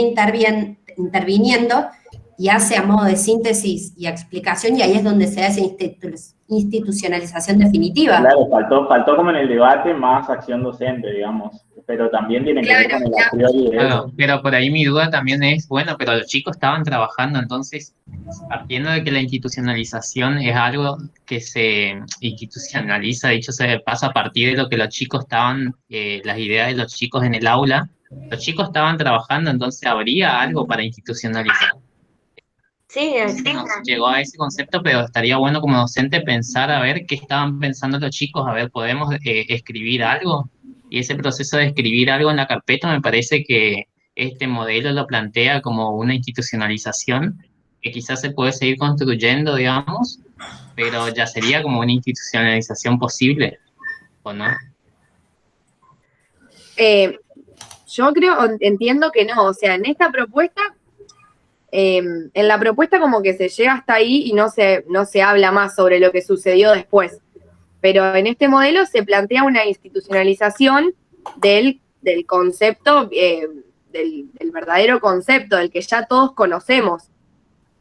¿Sí? Como que se tiene que tratar de llegar a ese concepto, pero no que si los chicos llegaron al aditivo, en este caso, se institucionalice ese. Sino que se tendría, no sé cómo siguió la propuesta, pero se tendría que volver a trabajar para llegar a la institucionalización del concepto que se quería llegar. Claro, la actividad no estaba bien planteada, digamos, porque no directamente no los llevó, o si no también puede ser la gestión docente, digamos, como no lo previeron de cómo discutirlo, digamos. Los posibles procedimientos, salía el aditivo y el multiplicativo y habría que confrontarlo, porque eso es lo bueno, digamos. Para poder llegar a institucionalizar el producto tendría que estar el aditivo, digamos, y pero a lo mejor se confrontaron cuando los 4 grupos llegaron a uno y el quinto llegó al otro, a lo mejor se produjo ese momento en el aula, no se sabe. Claro, es como que no sabemos cómo sigue el cuento, como claro, para saber qué pasó. Me parece que falta una cuento. parte, pero decir de ahí tajantemente que no ocurrió cuando tenés un 20% que sí lo hizo, no sé si podés decir no sirvió. Digamos, a mí me parece que sí sirvió. Yo creo que ahí viene el papel re importante de la guía del docente, de llevar a los alumnos a donde se quiere llevar. Pero porque aparte, apliques cualquier secuencia didáctica que apliques, te pasa eso en el aula. Te pasa que muchas veces planteas algo y tenés un 40% que no llega a lo que vos querés por la metodología que implementas y tenés otro porcentaje que sí. ¿Y qué haces? ¿Contrastás? Porque si no, ¿qué haces? No le podés decir a uno que está bien y al otro que está bien cuando no es así. Pero no sabemos qué de común y ver las distintas resoluciones. Sí, por ahí lo que las chicas decían de que nosotros también encontramos un montón de investigación en cuanto a la teoría de la situación didáctica y a propuestas, y también como que no sabíamos muy bien con cuál quedarnos, y elegimos esta de semejanza, y bueno, y la verdad que cuando nos encontramos a mí personalmente, no sé a las chicas, pero a mí personalmente, ver que bueno, que vos propones algo y no todas las investigaciones llegan al final feliz. Bueno, capaz que vos propones algo y bueno, capaz que no sale como vos lo esperabas del todo, y bueno, pero eso es lo que hacemos a diario nosotros. Entonces, la verdad es que a mí me atrapó más que nada también esta propuesta cuando leí el final del cuento, el final entre comillas, que me quedó ahí como, bueno, que por ahí uno dice, bueno, esto es lo que ocurre en la vida cotidiana, no todo es color rosa, y entonces como que bueno, por eso también yo creo que atiné para dejar esta propuesta, como propongamos esto. Entonces yo preguntaba, mi primera pregunta que decía cuál era la definición que usaba la teoría, la corriente esta sobre una situación didáctica, porque como ellos no llegaron, y ustedes me dijeron, bueno, no, si no se llegaban no era una situación, y coincido ahí un poco con Sebastián, quizás en el medio de esas etapas la corriente dice trabajar con el error, o tener el plan B para ese 40%, 80% de alumnos que no llega a lo que uno espera que llega, porque entiendo que es amigable con nuestra práctica el resultado, de que es lo que nos sucede siempre, que tenemos un buen porcentaje que responde y otro que no. Sí, la corriente plantea esto de confrontar diferentes procedimientos para poder llegar a la institucionalización. Digamos, creo que en el artículo le faltó esto, porque bueno, es para institucionalizar algo, tienen que los chicos, el objetivo que te pusiste con la actividad, tienen que cumplirse al final de la actividad, al final del debate y de todo esto, tiene que llegar a institucionalizarse lo que se planteó con esa actividad, o si no.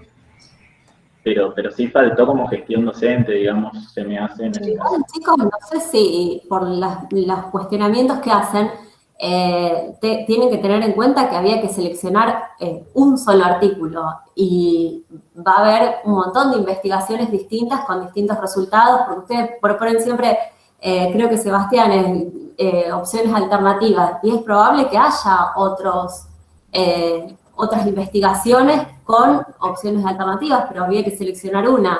Entonces siempre van a quedar excluidas otras opciones.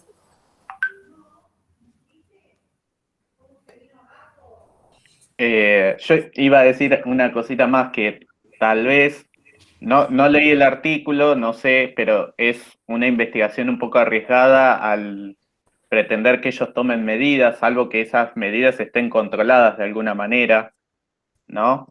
Y por otro lado, ese 20% y el 80% de los chicos que hicieron la forma aditiva es porque el problema estuviese en la consigna. Entonces, tal vez la validación surge en la confrontación de las dos posturas, el análisis y también un análisis del trabajo docente, que es un poco lo que decían las chicas. Tal vez la consigna no fue del todo clara, porque a veces nosotros queremos decir algo y lo escribimos y nos parece re claro y el chico interpretó otra cosa que no está mal,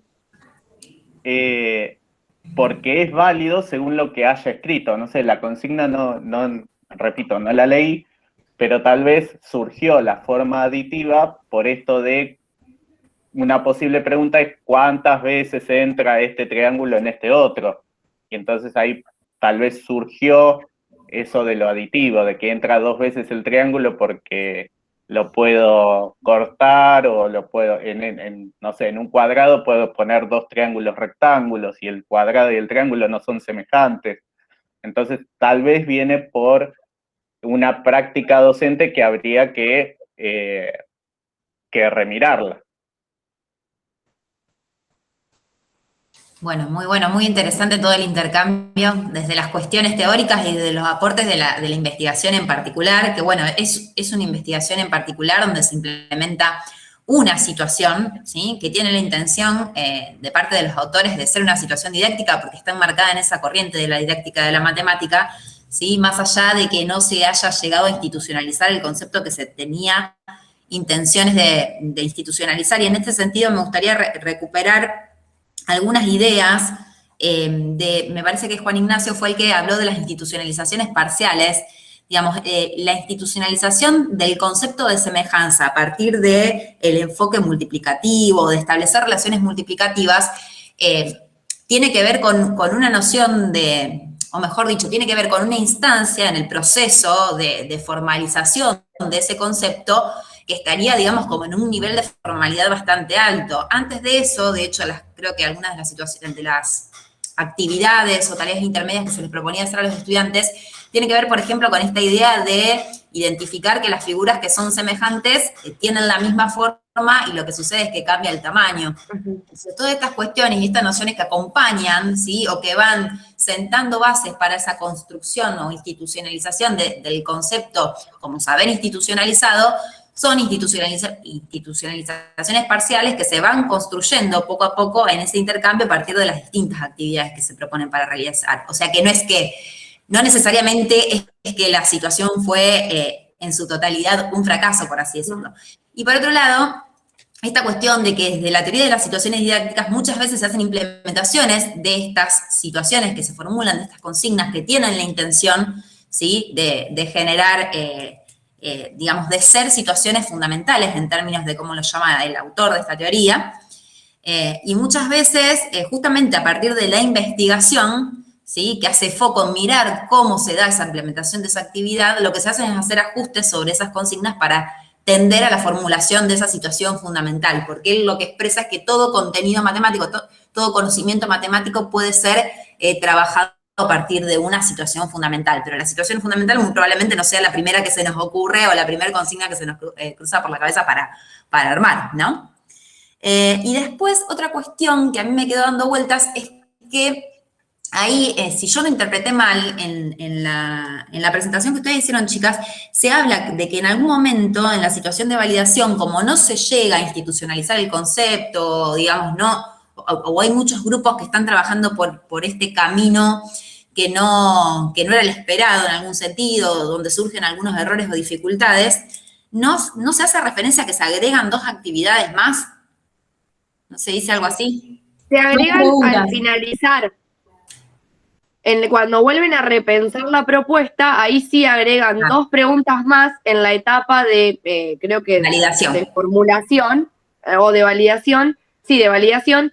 Se agregan 2 preguntas para que surja lo multiplicativo, para que por parte de los chicos surja. Bien, ahí está, digamos, ahí se hace presente esta cuestión de los ajustes, ¿sí? Que no tiene que... Pero una vez, perdón Vicky, pero una vez como finalizado, o sea, se finaliza y cuando se vuelve a repensar la propuesta, ahí recién, según el artículo dice eso, como que recién ahí vuelven a repensar toda la propuesta de nuevo. Bien. No solo con la intencionalidad del docente reflexivo que reflexiona sobre sus prácticas y ve posibilidades de reorientar, en este caso, la formulación de la situación o de la propuesta en sí, sino también con la intencionalidad de la investigación. O sea, lo que se observó fue esto y a partir de eso se hacen ajustes en la situación. Digamos, esa es una de las cuestiones que toma como eje central la teoría de las situaciones didácticas, justamente. Bueno, muy interesante el intercambio. Y si les parece, ya vamos pasando al otro grupo. Bueno, comparto, chicos. No me contesta ninguno de mi grupo. ¿Sí? Sí, dicen que sí. Sí, arrancamos.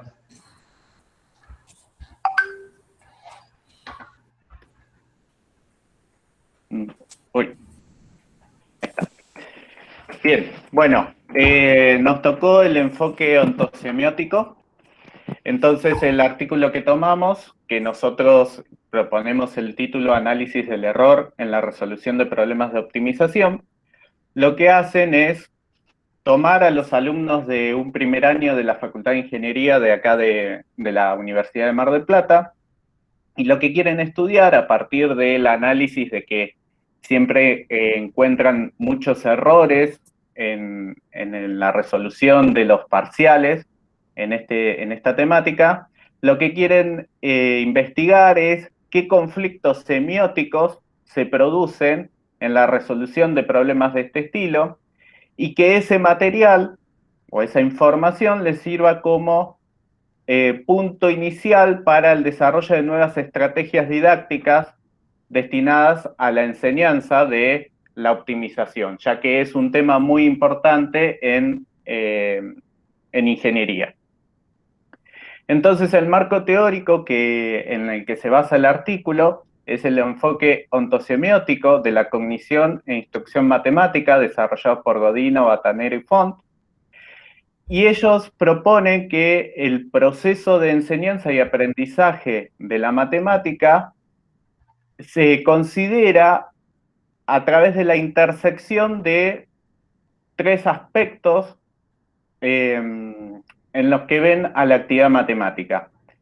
Esos aspectos son la actividad de resolución de problemas, la matemática como una actividad que tiene un lenguaje simbólico propio, y la matemática como una actividad de un sistema conceptual lógicamente organizado. Entonces definen lo que se llama la práctica matemática, que es cualquier acción o expresión que una persona o una institución realiza para resolver problemas, comunicar las soluciones que obtienen, validar y generalizar esas soluciones a otro contexto. Y estas prácticas pueden ser personales o institucionales.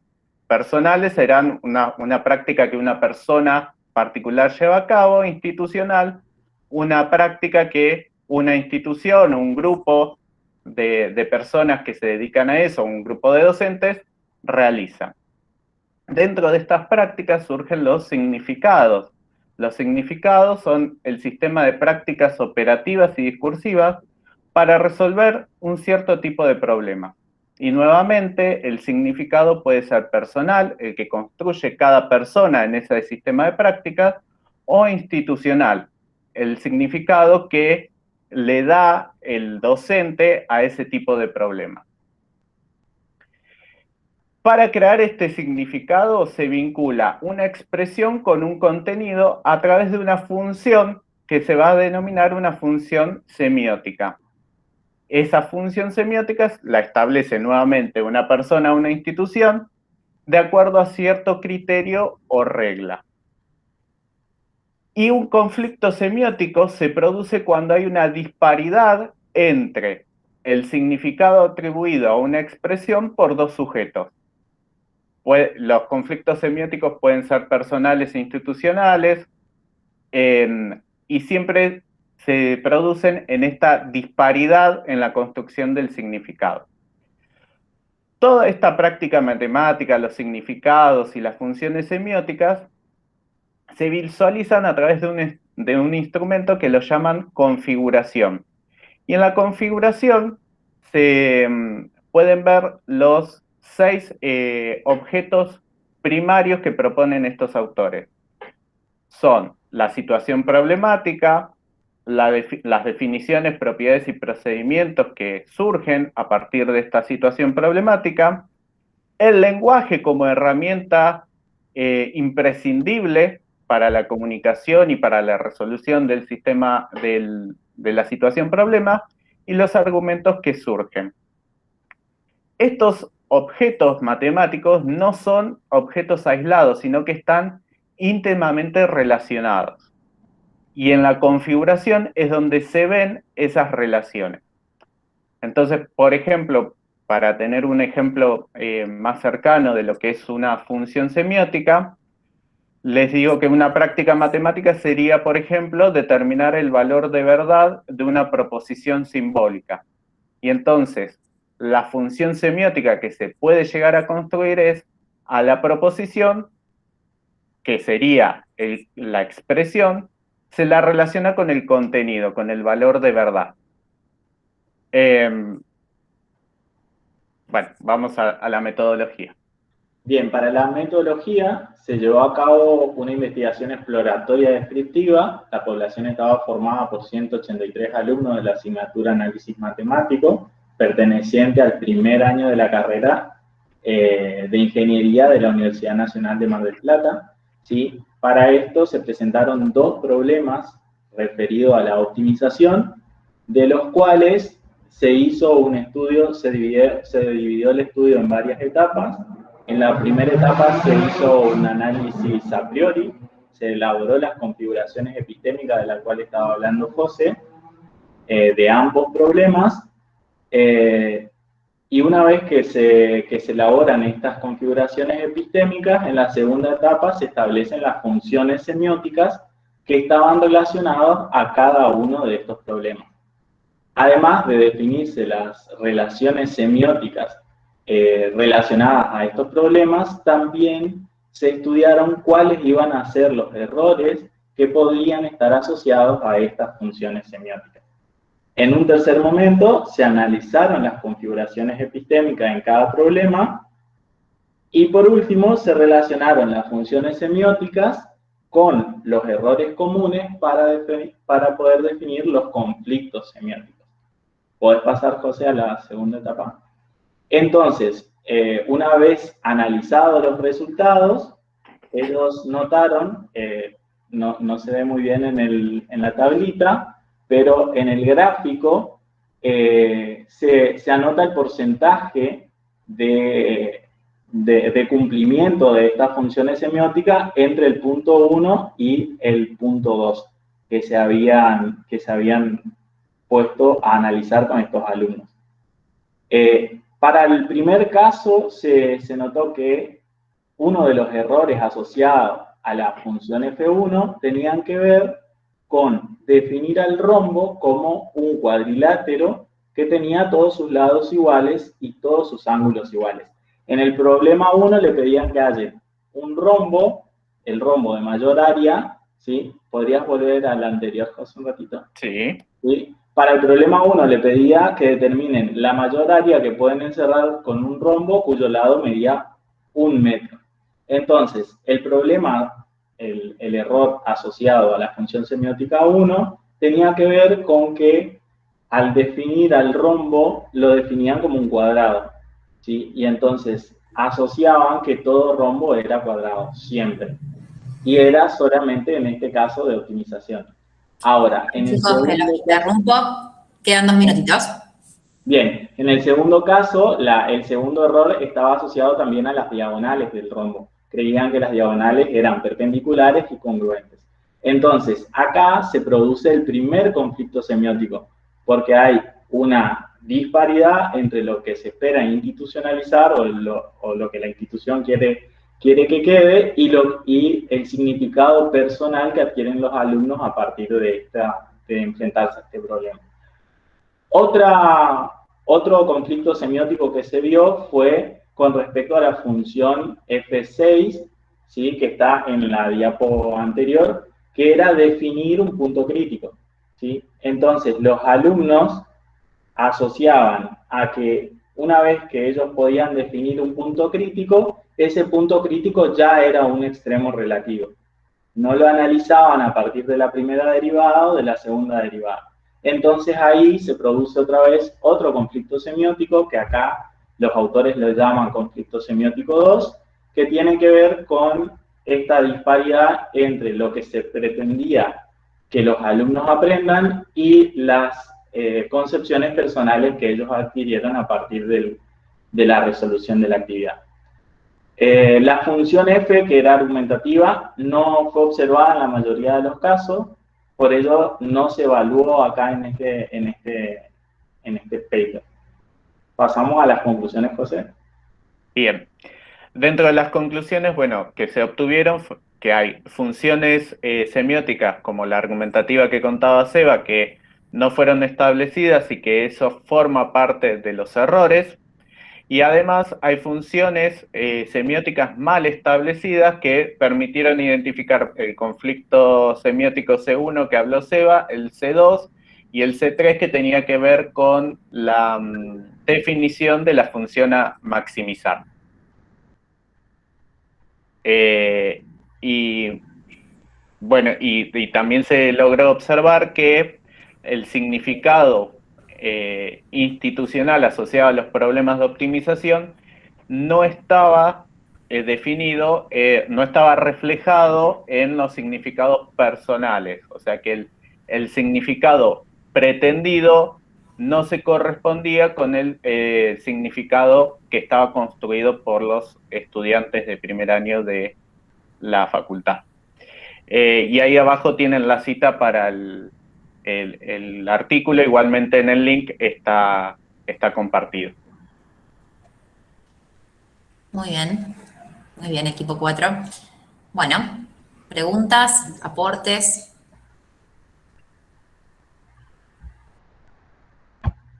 Esta es una de las herramientas que propone el marco teórico.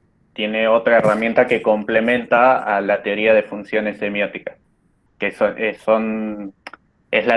la herramienta de la idoneidad didáctica. Sí, que acá no se ve, digamos. Acá lo analiza muy poco.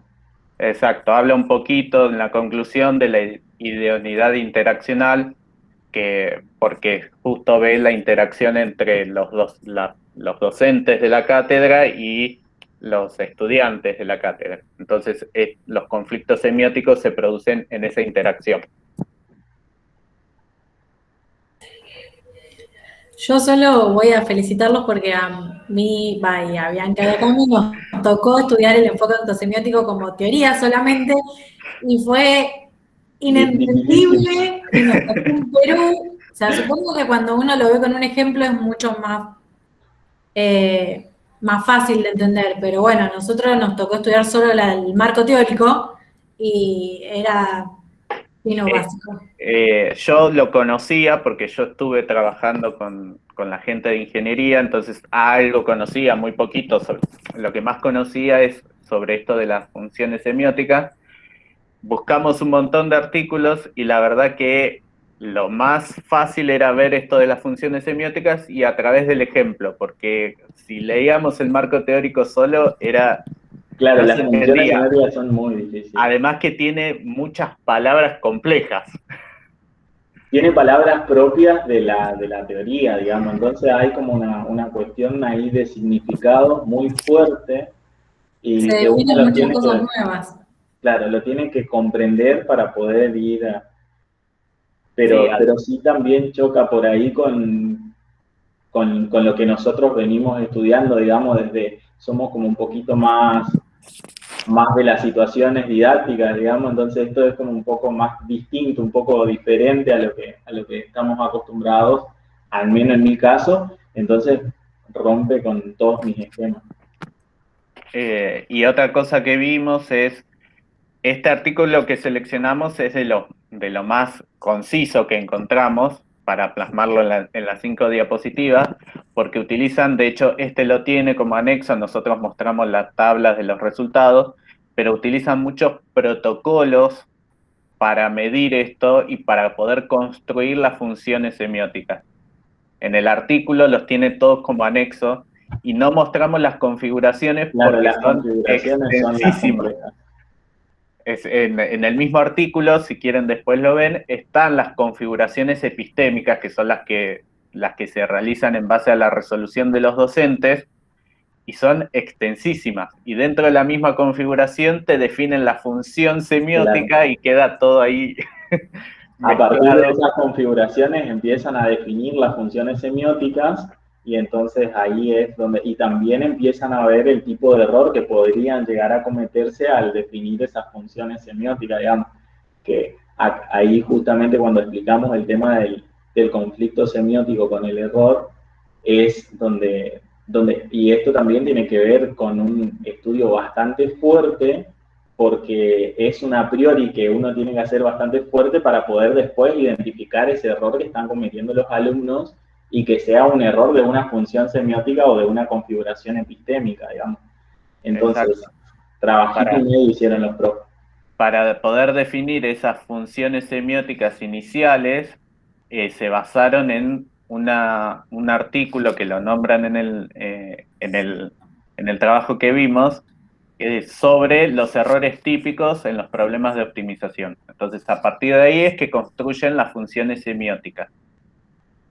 Y después ven que con esas funciones no alcanzan, porque también lo que se puede ver es que el problema 2, que tenía un gráfico, les resulta mucho más amigable que el problema 1, que era todo coloquial. Entonces, por eso se desagrega esa función 1 que definían, se desagregan para un problema, porque está totalmente en forma coloquial, y vieron que surgían mayores problemas en ese que en el que tenía el gráfico. Yo lo que les quería preguntar en relación a las intervenciones que hicieron anteriormente, ¿en qué grado están de acuerdo con la investigación que tomaron? Si están de acuerdo en todo o no, y de qué forma superarían la propuesta de los autores. Ya que los otros también nos preguntaban cosas que no son de uno. Yo lo que vi que los dos problemas tienen un alto grado geométrico, ¿no? Porque podemos plantear y muy matemáticos.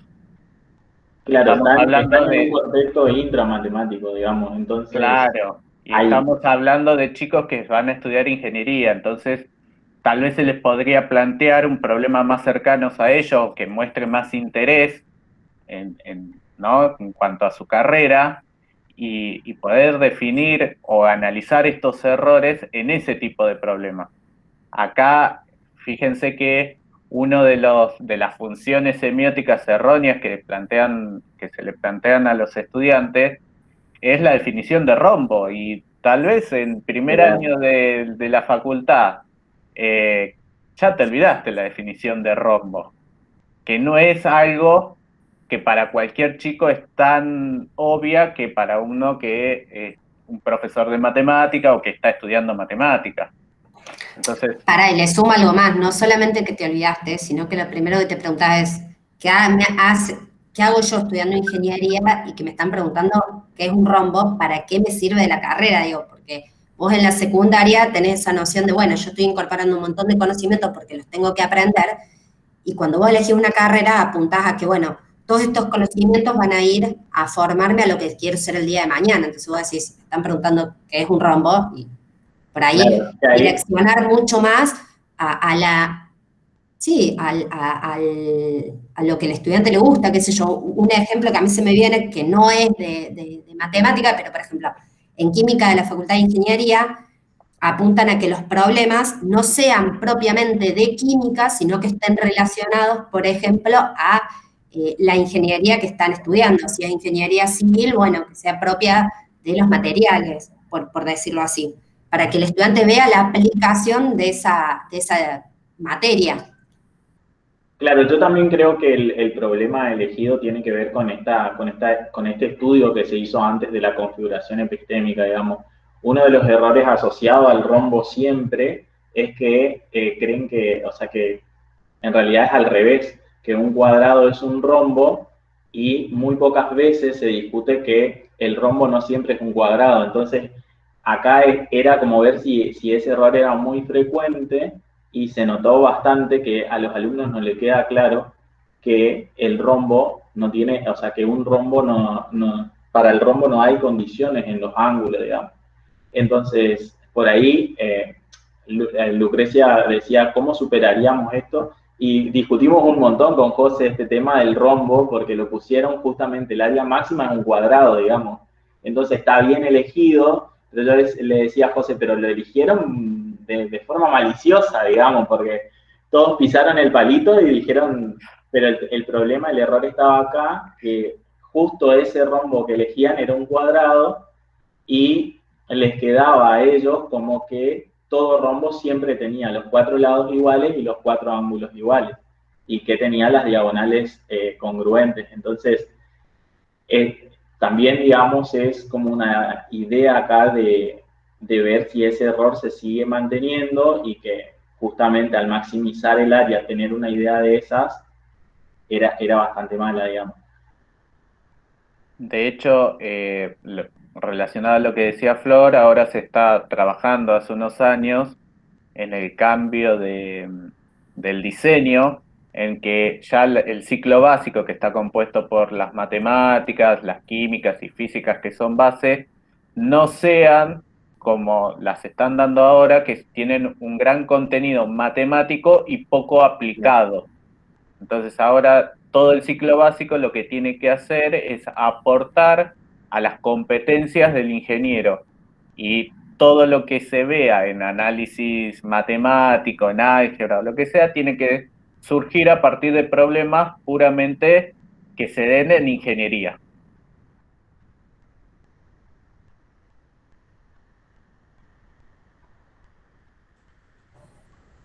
Bueno, muy bien. No sé si hay algún otro aporte, pregunta. Bueno, los chicos del equipo 5, no sé si quieren contar un poquito ustedes o...